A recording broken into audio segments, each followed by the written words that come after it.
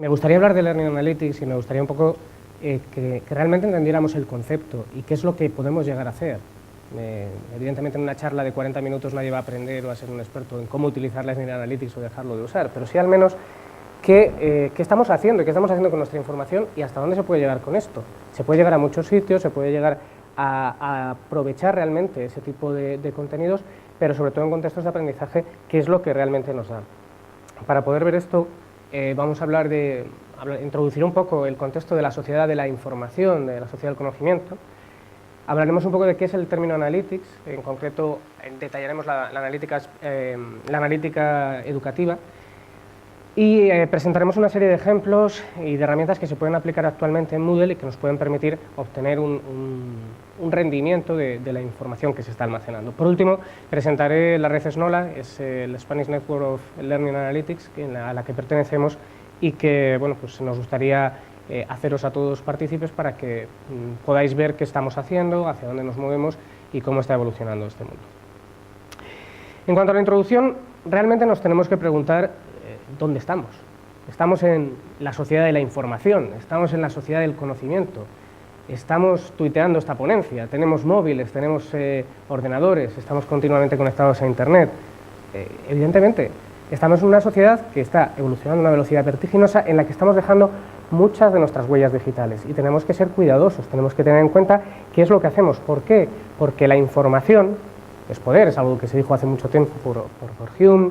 El conocimiento es poder, que dijo Francis Bacon, luego diferenciaré un poco entre información y conocimiento, porque hay veces que no vemos esa diferencia, y es algo que nos puede llevar a conseguir o a tomar grandes decisiones. El conocimiento es liberador, el conocimiento nos hace perder el miedo, nos hace superar la tiranía, pero también tenemos que tener en cuenta cómo se gestiona ese conocimiento. O sea, si el conocimiento es poder, si la información es poder, ¿a quién damos nuestra información? ¿Cómo tenemos almacenada esa información? ¿Cómo esa información se almacena en los diferentes sitios por los que pasamos? Y cómo eso luego se puede aprovechar para un beneficio o para un perjuicio. La señora de aquella foto no es que tenga una cara de ir a utilizar la información de un modo muy beneficioso para los demás, igual para ella sí. Bien, la idea creo que queda clara, ¿no? Al final todos estamos muy metidos en la red, todos utilizamos una gran cantidad, aunque que lo hacía en modo broma, una gran cantidad de herramientas, que a veces las necesitaremos o no vamos a entrar en ese debate porque podría ser otro, nos podríamos tirar aquí bastantes horas, pero el hecho de que estamos dejando muchas evidencias digitales y esas evidencias digitales se pueden explotar y dentro del contexto de la educación también se pueden explotar. Yo no sé si conocéis esta portada de Time, donde decía your data is for sale, o sea, vendemos nuestra información aunque no lo sepamos. Ahora mismo supongo que todo el mundo será consciente del término ese Big Data, que dice todo el mundo, y supongo que todo el mundo sabrá lo que significa, ¿no? Información grande, sí, pero más allá de eso, ¿qué es Big Data o qué no es Big Data? Tenemos que tener en cuenta, cuando hablamos de Big Data, de qué estamos hablando, ¿vale? Entonces, lo digo porque luego hablaré de Analytics, y el Learning Analytics no tiene por qué aplicarse al Big Data, ¿vale? Puede ser en Small Data, que se llama, o en Smart Data, que se llama, pero bueno, el Big Data al final, para ponernos en situación, lo que estamos diciendo es una cantidad ingente, enorme de datos, que normalmente no pueden ser almacenados en una base de datos de un modo tradicional y un flujo constante. ¿A qué os suena eso? Conocéis una cosa que se llama la nube, ¿no? ¿Y qué hacemos ahí? Almacenamos todos nuestros documentos, almacenamos información, almacenamos un montonazo de cosas que al final están generando un gran repositorio que podemos tratar de utilizar o que podemos vender sin saberlo, lo cual es algo que tenemos que tener en cuenta. Algo que tener en cuenta porque cuando tratamos de generar conocimiento a partir de información, podemos pasar a hablar de lo que se llama la sociedad del conocimiento. La sociedad del conocimiento es una sociedad global en donde hay nuevas oportunidades, sí, pero hay que ver realmente en qué se asienta ese tipo de sociedad. Para no confundir el término de información, conocimiento y demás, voy a pasar a la pirámide de Dewey, que supongo que alguno de vosotros conoceréis, se debe a Lenin. Y habla de que lo primero que obtenemos, lo que se almacena en las instituciones, es datos puros y duros. Esos datos no nos permiten saber nada, es decir, yo no sé, aquí hay varios profesores, no sé si alguno de ellos habrá entrado en los informes que da el Moodle, con el informe del curso, y te aparecen un montón de direcciones IP con sus tuplas, con sus tablas allí, tú lo ves y dices, bueno, a mí esto realmente me aporta algo, no me aporta nada, puedo sacar información. Ese tipo de datos al final es lo que se llama raw data y al final es la base para otro tipo de elemento que será el conocimiento, pero sin embargo no es algo que podamos utilizar. Después de esos datos está la información. La información habla de saber que aporta un contexto. Al final un dato sin contexto no tiene ningún sentido. Entonces la información ya considera un contexto y más por encima de la información está lo que sería el conocimiento. El conocimiento ya no solo es el contexto, es aprender de los contextos, es la vivencia, lo que yo pueda saber de diferentes evaluaciones, de obtener esa información en diferentes contextos y ver diferentes comportamientos. Y por último el saber, no sé realmente hasta qué punto podemos llegar a eso, que es cuando ya no solamente es el hecho de tener una vivencia con eso, sino saberla aplicar correctamente y explotar esa información. Partiendo de esto, tenemos que entender que estamos en un contexto de diversidad digital. Entonces, teniendo en cuenta que tenemos muchos datos, que queremos generar información, que a partir de esa información queremos obtener conocimiento y saber cómo aplicarlo, vamos a ver un poco qué tipo de cosas nos encontramos. Tenemos que pensar en la diversidad del mundo digital. Estamos hablando de que de 2013 a 2020 se va a pasar de 4,4 billones de gigabytes a 44 billones de gigabytes almacenados. O sea, esto es una barbaridad de información. Yo no sé, supongo que conoceréis a Negroponte, una de las cosas que decía este hombre es que vamos a transformarnos de átomos a bits, en el sentido de que ahora mismo en una frontera no te van a parar por ser tú o por lo que lleves, sino por la información que tengas. Y eso va a ser mucho más importante. Si nos ponemos a pensar dentro de la diversidad digital, en el contexto que nos encontramos, por ejemplo, en España, algo que se ha incrementado muchísimo es la movilidad. O sea, si hubiéramos tenido móviles en el momento de la resurrección, seguro que lo habíamos grabado, tuiteado, puesto en Flickr y hubiéramos hecho un montonazo de cosas con ello. Hablamos de sistemas empotrados, ya las lavadoras, los frigoríficos tienen una conexión a Internet, es que almacenamos. No sé si nos damos cuenta de que en ese tipo de dispositivos estamos almacenando en Internet, si vamos a comprar leche, si nos falta, cuándo nos ha faltado. ¿Alguien se ha planteado alguna vez, a mí me hace mucha gracia esto, ¿alguien se ha planteado alguna vez para qué sirven las tarjetas de los supermercados, las que se pasan y dan descuentos y puntos? Normalmente eso se sirve, y se viene utilizando desde hace muchos años, no es de ahora, para hacer estudios de mercado. Al final, cuando tú pasas la tarjeta, se almacenan tus datos personales y la compra que has hecho. Con lo cual se hacen estudios para ver cómo colocar los productos y qué es lo que mejor te pueden ofrecer. Eso se puede ver como una ventaja, pero también es un inconveniente, están un poquito invadiendo nuestra privacidad. ¿Hasta qué punto tienen por qué saber yo lo que compro? Por ejemplo, hicieron un estudio a este respecto y en Carrefour llegaron a la conclusión de que la mejor idea era colocar los pañales en una esquina del supermercado y la cerveza en otra, porque quien compraba pañales compraba cerveza. Y tenía que cruzar todo el supermercado y veía eso, es un estudio de mercado positivo para quién, para la marca, para nosotros no. Entonces lo que tenemos que intentar es ver cómo explotar eso de manera que sea beneficioso en este contexto tanto para los profesores como para los alumnos, que en muchos casos es lo más difícil.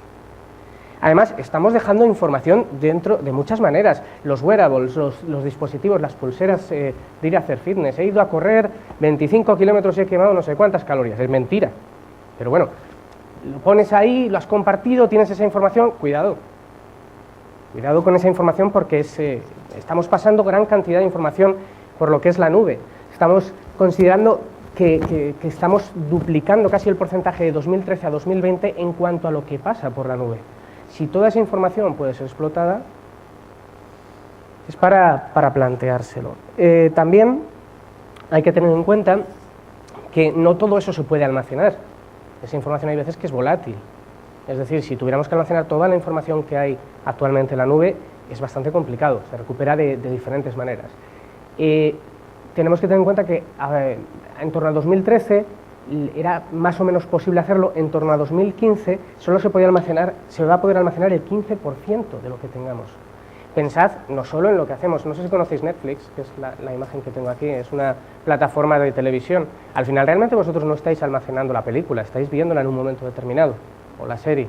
Entonces, ese tipo de información se está transmitiendo, pero no solo eso, se está transmitiendo que estáis viendo, cuando lo estáis viendo, cuando lo paráis, cuando lo arrancáis, ese tipo de cosas. Y hay que tener un poquito en cuenta que hay que proteger la información, que no sirve simplemente con lanzarla. Yo también, no sé, supongo que conoceréis todo el mundo el problema que ha habido con el tema de WhatsApp y Facebook hace hace no demasiado WhatsApp preguntó a sus usuarios si deseaban compartir su teléfono con Facebook.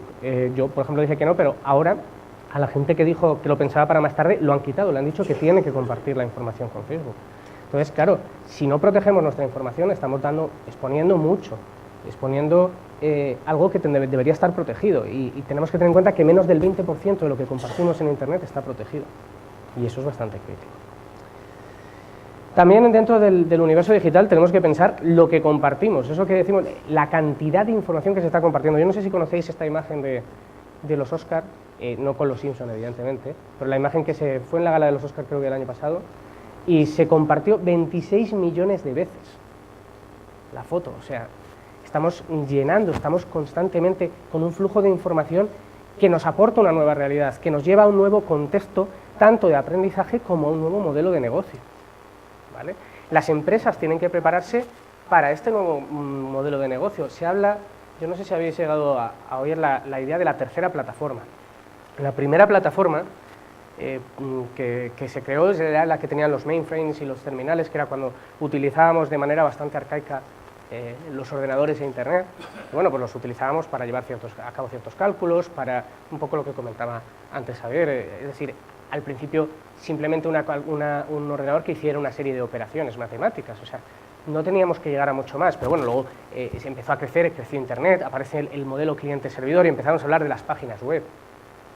Hoy en día las compras que se hacen a través de las páginas web, pues fue un modelo de negocio realmente, que estalló en su día y que ahora ha cambiado. Ahora tendemos a un modelo que es algo que se llama la tercera plataforma, donde tenemos una parte que sería movilidad, una parte que sería la nube, una parte que sería el Big Data Analysis, que es lo que vamos a intentar luego posicionar dentro del contexto educativo, y por otro, los negocios sociales, es decir, aprovechar un poquito la información que tenemos.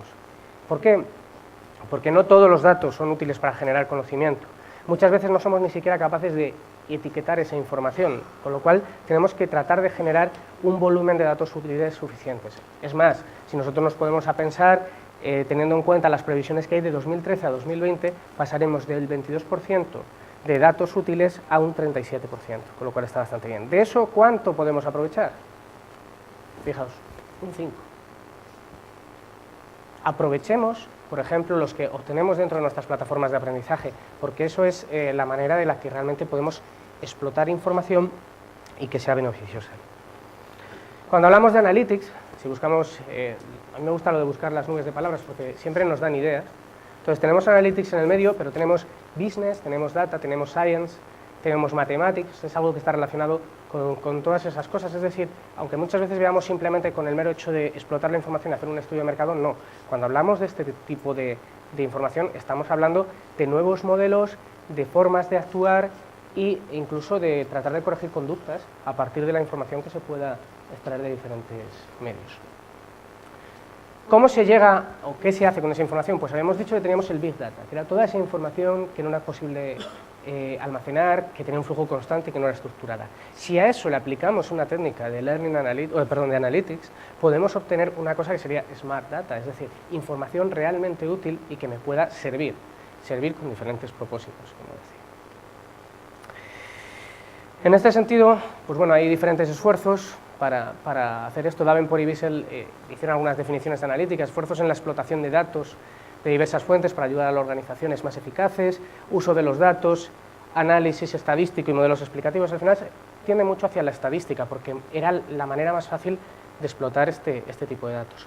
En concreto, algo interesante que propuso Davenport era un modelo para ver cómo poder utilizar esa información. Lo primero es hacernos una pregunta: ¿qué queremos analizar? Nosotros tenemos muchos datos. Imaginaos que tenéis los datos de una plataforma de aprendizaje.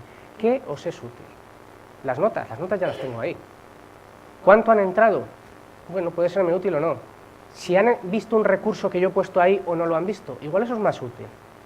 El hecho de yo decir, yo estoy proporcionando herramientas y quiero ver si las herramientas son utilizadas o no son utilizadas, o desde el punto de vista del alumno, yo estoy trabajando en un equipo y tengo un compañero que es un jeta. Esto nos habrá pasado a todos, probablemente. Y el hecho de decir, quiero que a esa persona se la identifique como que no ha hecho el trabajo que tenía que hacer y a los demás se nos tenga en cuenta. Pues es posible, si somos capaces de determinar qué es lo que queremos y luego aplicar ciertas técnicas, evidentemente. Se tienen que recoger los datos que sean adecuados y después se puede llevar a cabo un análisis de cara a elaborar una predicción, analizar y representar. No me sirve de nada hacer un análisis estadístico maravilloso para tener una Excel con 32.000 filas. No me sirve. Al final lo que necesitamos es herramientas que realmente nos hagan más fácil el poder tomar decisiones. Tomar decisiones en el ámbito de la docencia o tomar decisiones en el ámbito académico en general. Teniendo en cuenta lo que hemos hablado de información y conocimiento, vamos a ver un poco la diferencia con la analítica. Fijaos, en la parte de información que tenemos ahí, en el pasado lo que nos permite ver, analizando la información, es qué sucedió. Es decir, tengo la información de una asignatura, ¿qué ha pasado en esa asignatura? Tengo un informe y la descripción. Si estamos en el presente y podemos aplicar una herramienta, puedo saber qué está sucediendo. Por ejemplo, si veo que hay 60 alumnos y de ellos 20 no han entrado en la plataforma, igual esos 20 luego tienen un problema. Tenemos que ver también, pensar en qué sucederá, extrapolar ese tipo de decisiones. Sin embargo, si hablamos de conocimiento, podemos ir un poquito más allá. Podemos pensar en cómo y por qué sucedió. Tenemos información de contexto con el conocimiento. Si somos capaces de explotarlo, podemos determinar cómo y por qué sucedió, llevar a cabo un modelo y buscar una explicación. Si estamos en el presente, ¿cuál es la mejor acción a seguir? Recomendaciones. ¿Vale? A mí, bueno, luego os pongo un caso práctico, que es la manera más fácil de poder ver esto. Pero yo, por ejemplo, he tenido el momento que tomar una decisión de decir, 10 alumnos no me están viniendo a clase, no están accediendo a la plataforma, ¿qué pasa con ellos? Los he escrito, han venido al despacho, hemos estado hablando cuáles eran los problemas que tenía y con eso hemos mejorado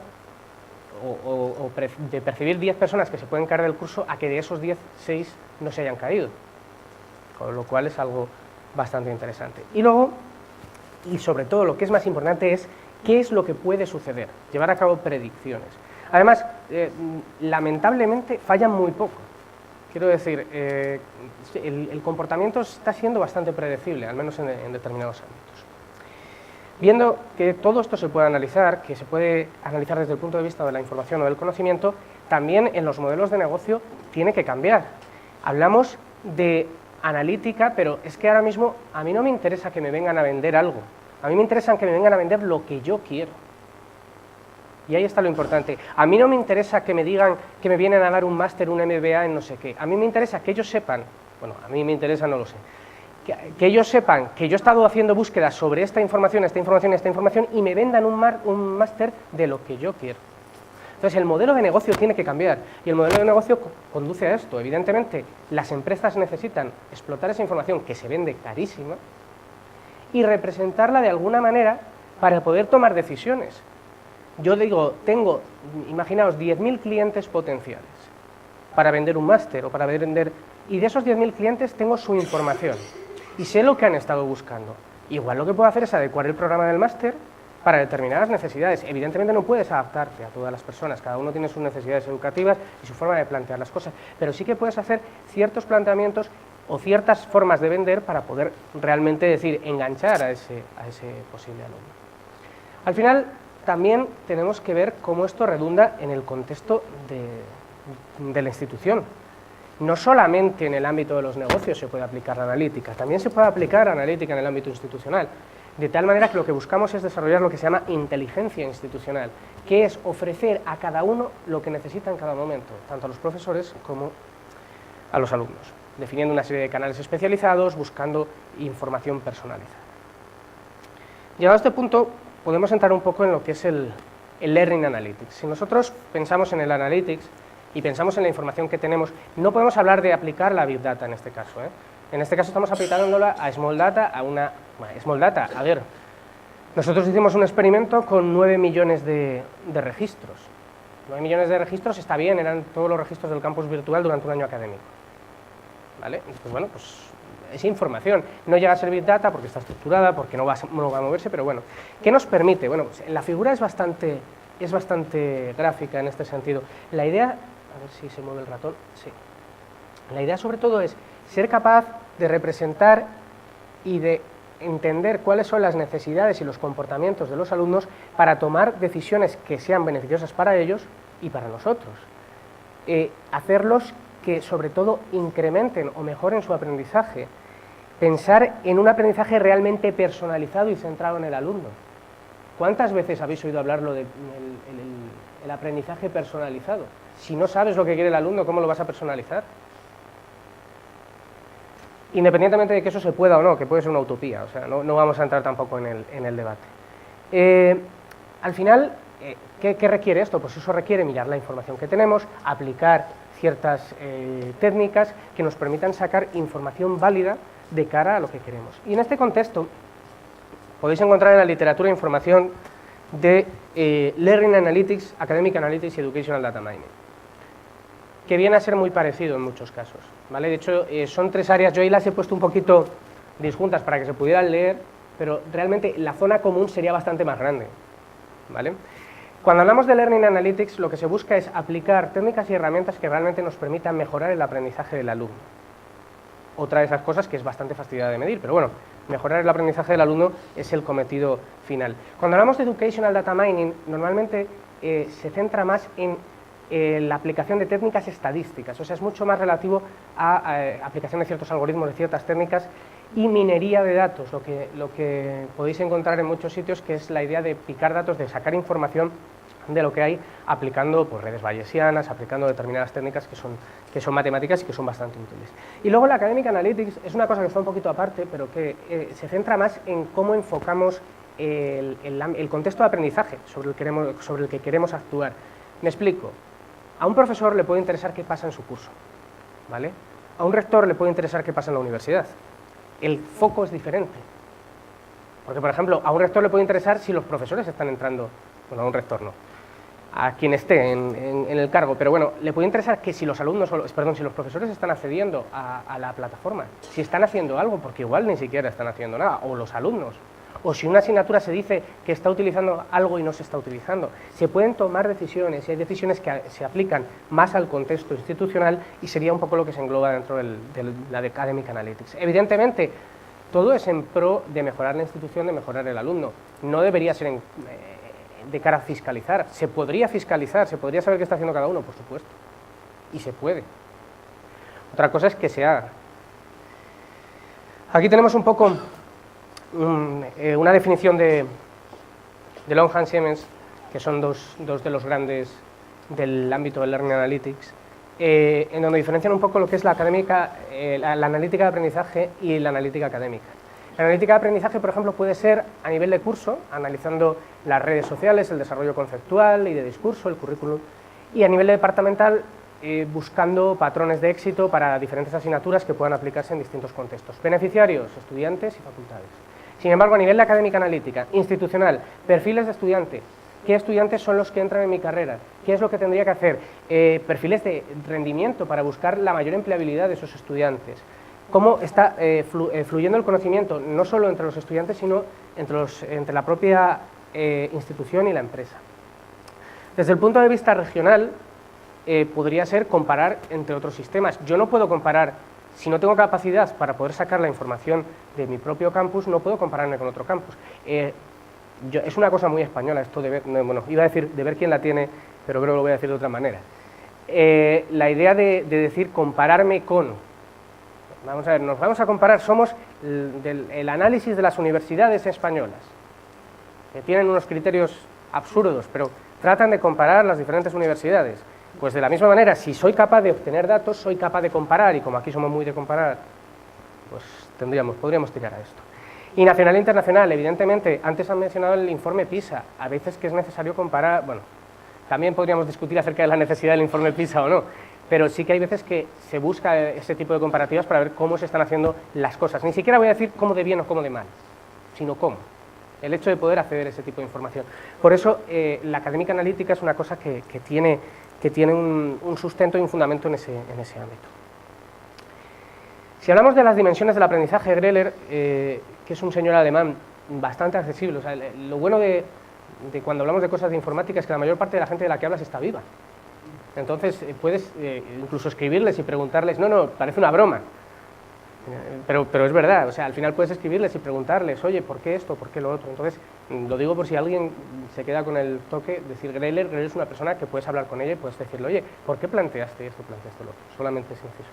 Bien, planteó una serie de dimensiones a las que iban a afectar lo que es la analítica de aprendizaje. Por un lado tenemos el comportamiento pedagógico.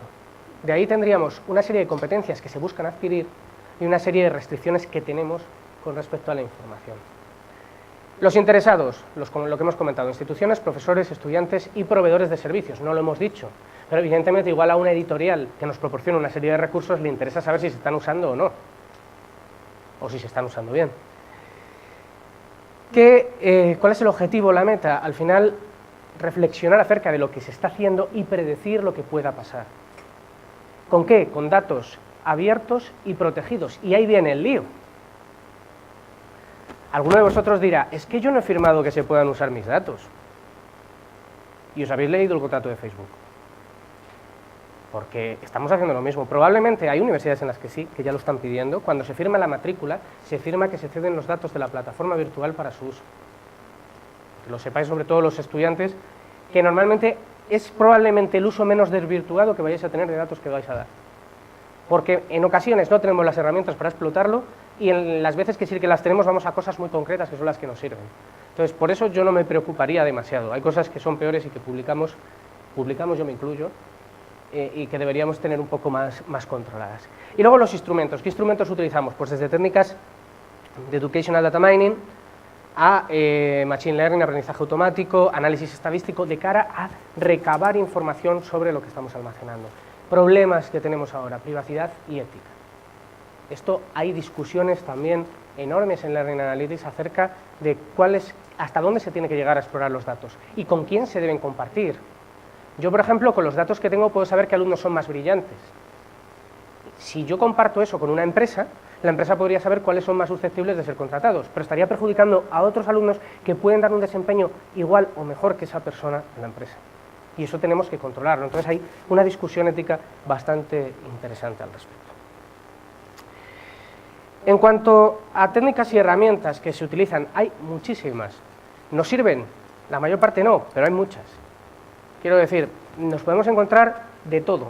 Ahora mismo nosotros hemos hecho una clasificación entre dashboard, no sé si sabéis lo que es un dashboard, al final un dashboard es como un panel de control donde tienes un montón de estadísticos acerca de lo que estás haciendo. Entonces hay dashboard de propósito general, ahora os enseñaré alguno, para varias o para única plataforma, herramientas definidas ad hoc, en función de las necesidades, luego os comentaré una que hemos estado utilizando con la Politécnica de Madrid y la Universidad de Zaragoza, herramientas para abordar un tema muy concreto, por ejemplo, las relaciones sociales entre los diferentes alumnos que están utilizando una plataforma, y frameworks completos que te incluyen un montón de herramientas de Learning Analytics. ¿Qué es mejor? Pues tendríamos que volver al modelo de antes y preguntarnos, ¿qué quiero saber? ¿Qué información tengo? ¿Cómo puedo analizar esa información de cara a obtener algo coherente? Por ejemplo, este es un dashboard bastante conocido de propósito general, no sé si a alguno suena, esto es Google Analytics, ¿vale? Ahora mismo es posible conectar el Moodle a Google, suena así un poco raro, para obtener información de cuántos se han conectado, cuándo se han conectado, por qué se han conectado. ¿Esto para qué sirve?, diréis algunos. Hombre, pues por ejemplo, a nosotros nos sirvió de mucho saber cuándo se conectaban los alumnos durante un curso. Por ejemplo, ver que los picos más altos de conexión los teníamos de 7 a 10 de la noche o de 7 a 11 y eran sobre todo entre semana, los fines de semana no. ¿A qué nos llevaba eso? A decir, cuando los alumnos van a necesitar más nuestro soporte, van a ser en esos momentos, al menos en el contexto online. Y luego también a pensar en por qué no había un nivel de actividad similar todos los días y ver cómo poder corregir eso, es decir, tomar determinadas acciones. Dashboard propios de plataformas, por ejemplo en Moodle tenemos ese que es Moodle Dashboard y tenemos este que es una herramienta que han desarrollado unos franceses que creo que se llama Stats y que nos permite pues, obtener también cierta información. Igual no es lo que necesitamos, pero al menos nos dice qué tenemos debajo, no nos muestra un conjunto de datos sin más. Bien, herramientas ad hoc. Por ejemplo, esta herramienta la hemos desarrollado desde el Grupo Orial para Ángel Fidalgo y Marisa Sánchez Chaluce de la Universidad Politécnica de Madrid y de la Universidad de Zaragoza, que lo que trataban era de medir cuantitativamente el desempeño individual de una persona cuando se hacen actividades de trabajo en equipo.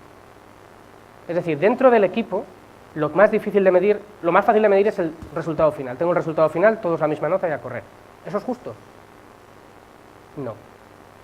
No es justo, realmente lo que necesitamos es ver qué ha hecho cada uno. ¿Y cómo vemos qué ha hecho cada uno? La manera de poder ver qué ha hecho cada uno es poder analizar esos datos, pero datos muy concretos, datos cuantitativos, que luego yo pueda explotar y pueda aplicar. Pues en concreto ellos han definido una metodología que se llama CTMTC, que han aplicado en bastantes actividades de aprendizaje, nosotros también lo hemos hecho.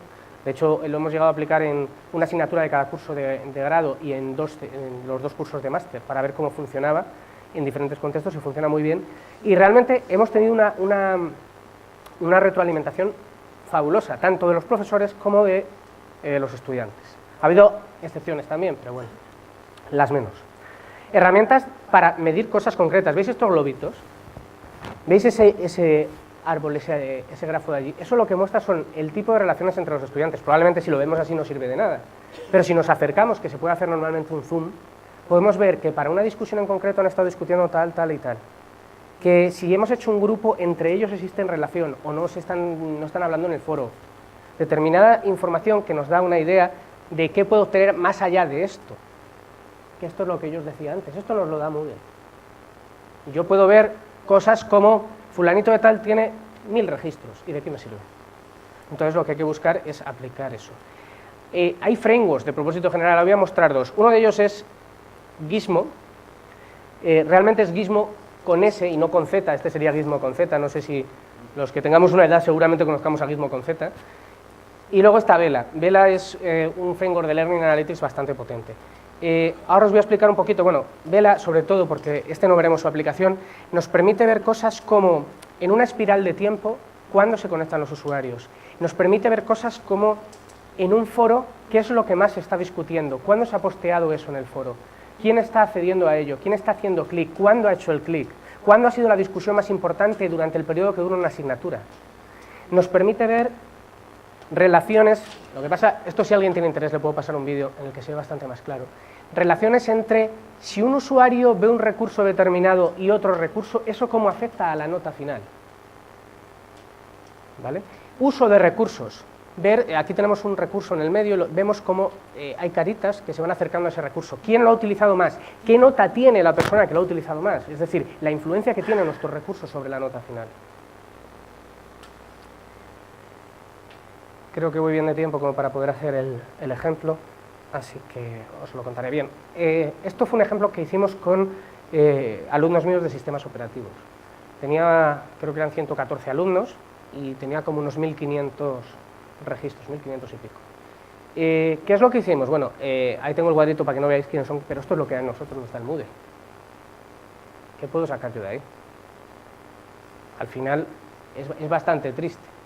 Entonces aplicamos tres técnicas. Una herramienta definida por Agudo Peregrina de la Universidad Politécnica de Madrid, el Gizmo, que os lo decía de broma, pero nos da estadísticos, como los que podéis ver aquí, y el Engagement Analytics. Este no lo puedo enseñar porque es que sale el nombre directamente, es como un semáforo, en el que vamos viendo los alumnos que tienen más posibilidades de sufrir un dropout, un abandono del curso, y cuáles realmente están por encima. ¿Por qué? ¿Para qué me sirve esto? Los criterios los podemos definir, es la ventaja que tiene. ¿Para qué me sirve esto? Hombre, a ver, si nosotros sabemos por nuestra experiencia, y ahí entra en juego el conocimiento que tenemos, que si un alumno no entra al enunciado de una práctica que tiene que entregar antes de la práctica, durante 2 semanas antes de la práctica, si sabemos que va a suspender, igual ese es un aspecto que tenemos que estudiar, porque podemos evitar que suspenda. O sea, a los alumnos que estáis aquí, aunque os parezca mentira, queremos que aprobéis. Y hacemos todo lo que podemos, fijaos las tonterías que hago yo. Pero es que es verdad, o sea, al final lo que buscamos es que aprendan lo mejor posible y muchas veces nos lleva a cosas de estas. Yo he reunido, lo que comentaba antes, cuando vi gente en peligro de realmente suspender, les llamé a mi despacho y estuvimos discutiendo por diferentes razones, cada uno no había podido entrar, pero yo les intenté animar a que lo hicieran e intentar llevar un seguimiento con ellos. Estamos hablando, claro, de 115 alumnos. Entonces, hay veces que llegas a todos y hay veces que no. Si esto se aplica en contextos mucho más reducidos, evidentemente el éxito puede ser bastante mayor. También, eso se llama medidas reactivas, en el momento. Estamos haciendo un análisis en el momento de lo que está pasando en la asignatura. Bueno, lo que pasa es que luego, si tengo tiempo, os cuento los problemas que tenemos con la institución a la hora de aplicar estas herramientas, que también tienen lo suyo. También podemos ver quién ha sido la persona que más ha colaborado en los foros, cuando sobre todo se tiene en cuenta los foros dentro de la evaluación, si no, no tiene mucho sentido. Entonces, si se les hace discutir, si se les hace hablar, es muy interesante ver quién tiene el mayor índice de participación, por ejemplo. Son estos piquitos que vienen aquí, viene aquí el número de veces que han entrado en un foro.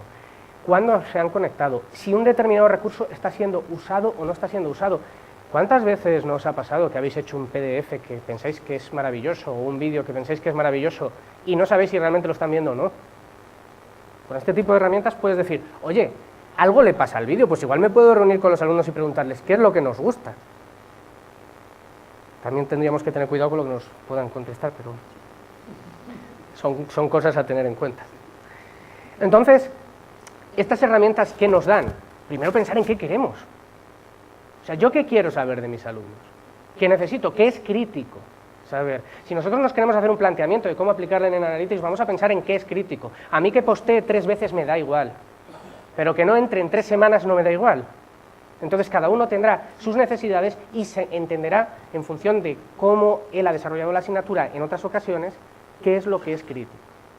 Determinar qué es crítico, ver qué herramientas podemos utilizar y cuándo utilizarlas, y ver cómo fomentar la mejora de la asignatura, porque podemos hacer análisis posteriores. Si yo digo, oye, mira, por ejemplo, yo el año pasado utilicé CTMTC, que es esta metodología que os decía de la competencia de trabajo en equipo, en una práctica intermedia, y los alumnos se nos quejaron, una serie de alumnos, de que era mucho trabajo para una práctica muy pequeña de programación. Y dije, vale, lo ponemos en la práctica final, y se lo he dicho a los alumnos, lo hemos visto y están encantados.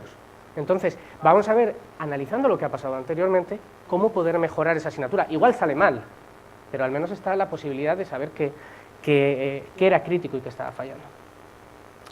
Un poquito, bueno, de la experiencia tampoco os voy a contar demasiado. Estamos hablando, aplicamos estas herramientas no solamente a sistemas operativos, que era donde estaba mostrando, sino a otras bastantes asignaturas. Estamos hablando sobre 300 alumnos aproximadamente, con número de registros bastante alto, y hemos visto pues determinadas cosas. Por ejemplo, se han detectado recursos no consultados, se ha visto cómo se valora la interacción, si realmente el hecho de que el alumno postee o el hecho de que el alumno abra un recurso influye en su nota, y se han llevado a cabo acciones reactivas como las que os había comentado. Antes de pasar a la parte de Snow, que quería presentaros la red, quería comentaros una cosa. Alguien igual me dice, ¿y esto se puede aplicar en mi institución? En nuestra institución no. Así de fácil. Yo lo que tenía que hacer para poder aplicar esto era descargarme una copia de seguridad del curso, restaurarlo en un Moodle mío y aplicarlo. ¿Por qué? Porque voy allí y les digo con toda mi buena fe, estamos haciendo un proyecto de innovación docente y nos gustaría aplicar estas herramientas en el Moodle de la universidad. Dicen, ¿el qué? Y dice, ¿vais a acceder a los datos de los alumnos? No, no, no. Entonces, que las trabas que nos ponen también tienen lo suyo. Que instalarse un Moodle en casa no cuesta nada y instalar estas herramientas tampoco. Y entonces, al final, ¿qué es el problema que tiene? Que es un poquito más trabajo el que nos supone, porque tienes que hacerte la copia del curso, restaurarla en tu ordenador y ver qué es lo que hay. O sea, quiero decir, yo aquí os cuento un poco las herramientas, pero que la aplicación no ha sido precisamente un camino de rosas, ¿eh? Bien, para terminar, pues bueno, comentaros un poquito la Spanish Network of Learning Analytics, SNOLA, que es una red financiada por el Ministerio de Educación y que, no, por el Ministerio de Educación no, de Industria y no sé qué más, porque ahora como los ministerios cambian tanto de nombre, no podría decirlo exactamente. Sobre todo lo que busca es canalizar grupos de investigación que están trabajando en el ámbito de Learning Analytics, buscar publicaciones en común, organizar congresos y sobre todo proporcionar una serie de servicios y herramientas a la comunidad educativa para que realmente puedan utilizar este tipo de cosas. Hay bastantes grupos involucrados, estamos hablando de Real de la Universidad de Salamanca, de Eustotech, de hecho tuvimos hace 3 meses aquí el LASI, el Learning Analytics Summer Institute, el grupo de robótica de la Universidad de León, Galán de la Carlos III, TIGE de la Politécnica de Madrid, GESIC de Valladolid, Gradient, que no recuerdo exactamente cuál era, GIST de la Universidad de Vigo y el Big Data Lab de la UNED. Y esto es todo, o sea, ahí tenéis una serie de referencias, supongo que estas presentaciones quedarán dentro del dominio público y que podéis acceder a ellas, entonces si alguien quiere alguna referencia tenéis acceso y estoy disponible para cualquier duda o pregunta que podáis tener.